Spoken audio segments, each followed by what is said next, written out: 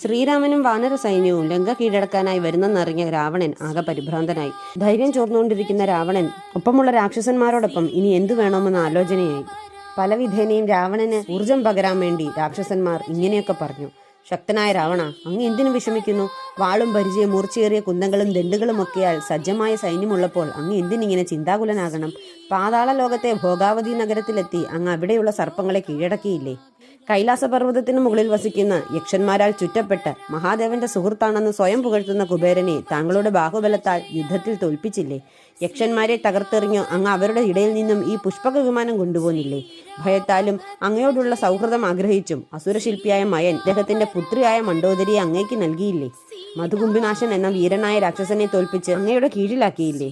രസാതലത്തിലെത്തി അവിടെ വെച്ച് വാസുകിയെയും തക്ഷകനെയും ശങ്കനെയും ജതിയെയും പരാജയപ്പെടുത്തി അവരെയും കീഴടക്കിയില്ലേ?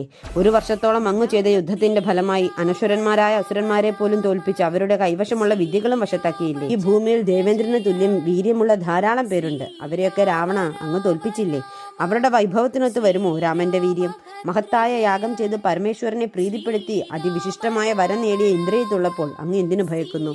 അങ്ങ് ഇവിടെ ഇരിക്കുകയേ വേണ്ടൂ. ഇന്ദ്രിയത്ത് ഒരാൾ മതി വാനരന്മാരെ തകർക്കാൻ. രാമൻ ഒരു സാധാരണ മനുഷ്യനാണല്ലോ. അങ്ങ് ഭയപ്പെടേണ്ട സാഹചര്യം ഇവിടെ ഉണ്ടാകുന്നില്ല.